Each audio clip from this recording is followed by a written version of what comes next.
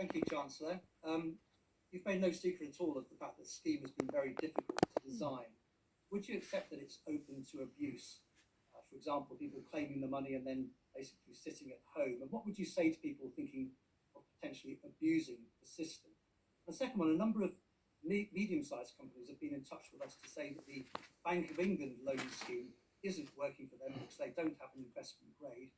What can you do to help those companies in this so-called squeezed middle? And a quick question to the Deputy CMO.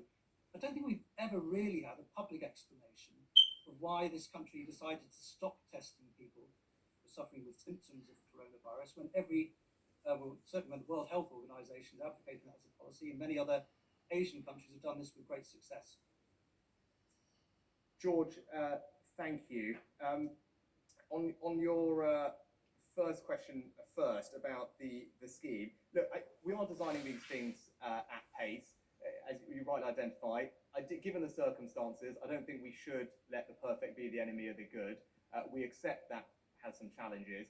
That's why we've put some of the conditionality into the scheme to limit some of the risks that you identified. For example, making this for people who have an actual tax return that we can look at, so we know that there are real people who are genuinely self-employed and not just telling us out of the blue that they are. That's kind of very obvious check.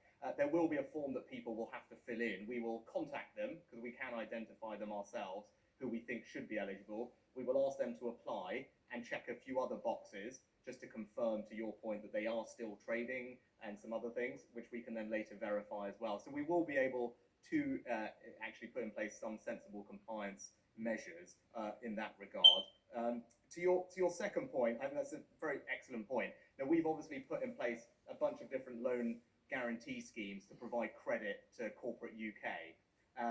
There was an issue with the commercial paper facility that we had originally set up with the Bank of England, and it was for people who had an investment grade rating. There are perfectly good private companies that are credit worthy but don't have that rating.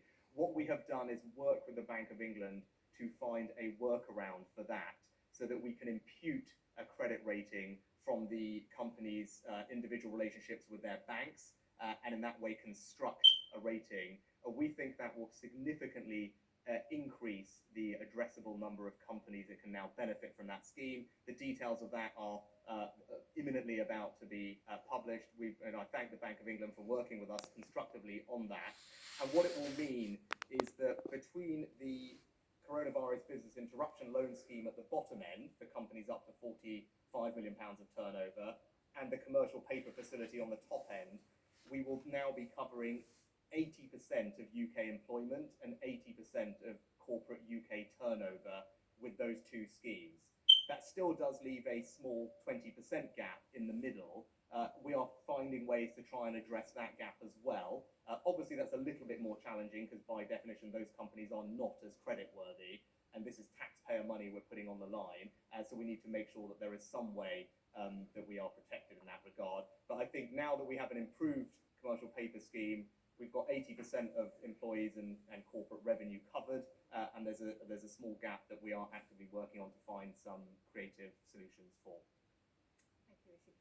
So I think I'm going to answer in two different sections. So the first one about the WHO comment. So I think the comment you were picking up was Dr. Tedros saying test, test, test. But in fact, we need to realise that the clue for WHO is in its title. It's a World Health Organization. And it is addressing all countries across the world with entirely different health infrastructures, and particularly public health infrastructures. We have an extremely well-developed public health system in this country, and in fact, our public health teams actually train and others abroad. We have supported WHO through their go-on process, and some of our epidemiologists have gone out to Manila, for example, to support the early response in that area. So the point there is that they are addressing every country, including low and middle income countries. So encouraging all countries to test of some type. When you come to the UK, we have made it very, very clear there has been a plan right the way through this, which is entirely consistent with the science and epidemiology. We started with the containment phase, and every early case of this disease was followed through. Every contact was traced exactly as we would do for other diseases, but particularly noticing this one. And of course, the viewers will be very familiar with the fact that we had some very strict and very successful containment facilities. But there comes a point in a pandemic where that is not an appropriate intervention, and that is the point really where we moved into delay. And although we still do some contact tracing and testing, for example, in high-risk areas like prisons or care homes, that is not an appropriate mechanism as we go forward. At that point, what we need to do is focus on the clinical management of the patients first and foremost, and then additionally, as I've said earlier, on our health and care staff and first responder staff. So obviously, if there was infinite testing facilities, and we are growing them at pace and we will have them, then it moves to the public. But we need to be very careful about focusing where it's clinically most valuable. Thank you. And to Anna Mikulova from The Telegraph.